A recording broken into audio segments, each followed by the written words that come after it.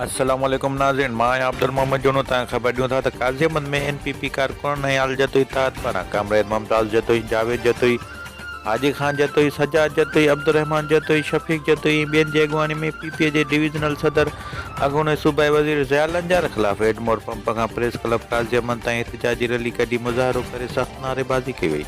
उन मौक़े ते अॻवान चयो त गुज़िरियल ॾींहुं मोहरम में PPA जे लॉन्ग मार्च वारी रैलीअ में ज़िया लंजार अॻूणे निगरान वज़ीर आज़म मरहूम ग़ुलाम मुस्तफ़ा जतोई खे गद्दार चयो। असां हुन जी सख़्त लफ़्ज़नि में मुज़म्मत करियूं था। हुननि चयो त ज़िया लंजार तरफ़ां वॾे जतोई खे गद्दार चवण ते जतोई ख़ानदान ऐं समूरे जतोई बिरादरी जी दिल आज़ारी थी आहे। PPA जे आला क़यादत खां मुतालबो कयूं था त ज़िया लंजार ख़िलाफ़ नोटिस वरितो वञे ऐं खेसि जतोई ख़ानदान ऐं पूरी जतोई बिरादरी खां माफ़ी वठाई वञे। ॿी सूरत में सॼी सिंध में एहतिजाजी मुज़ाहिरा करे धरना हया वेंदा ऐं संदनि रस्ता रोक कई वेंदी। जो हिननि जो अवामी लॉन्ग मार्च हुयो 1 महीनो 1.5 महीनो पहिरियां अनाउंस थियल हुयो। पूरो महीनो ज़िया लंजार उते भॻो, 5000 रुपया फी माण्हू कयईं, उन्हनि खे मानियूं खाराई, पर मोरे जे अवाम नौशहरे जी अवाम का हुनखे मोट न ॾिनी, न हुनजे इन अवामी लॉन्ग मार्च में विया। पोइ ॿाहिरि ज़िलनि जा माण्हू घुराए उते बि कंटेनर ते बि जतोई साहिब जे ख़िलाफ़ जेके ग़लति अल्फाज़ ॻाल्हाया अथसि, असां इन्हनि लफ़्ज़नि खे सख़्त लफ़्ज़ मुज़म्मत कयूं था। ऐं बहरहाल मोरे जी नौशहरो जी बाग़ैरत तमाम उन्हनि खे रिजेक्ट करे छॾियो।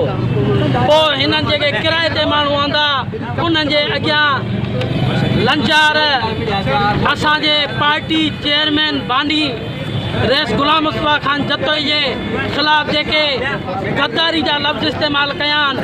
अड़े गद्दार त तव्हां आहियो, गद्दार जा औलाद। ज़िया लंजार जेका ज़बान इस्तेमालु कई आहे असांजे क़ाइद जे ख़िलाफ़, इन असां वरी मुज़म्मत कयूं था। ऐं जेकॾहिं ज़िया लंजार खे माफ़ी न वरिती, पंहिंजा लफ़्ज़ वापसि न वरितई, असांजे चेयरमैन मौजूदा नेशनल पीपल्स पार्टी जनाब ग़ुलाम मुस्तफ़ा खान साहिब जो हुकुम हूंदो, असां उनखे लभे सिंधी मेज़बानी जी सुञाण टपाल मेज़बान। वधीक तफ़सील लाइ विज़िट कयो असांजो web channel AMJ news Ghaziabad. Facebook ऐं YouTube ते ॾिसण लाइ सर्च कयो मोमिन जोनो।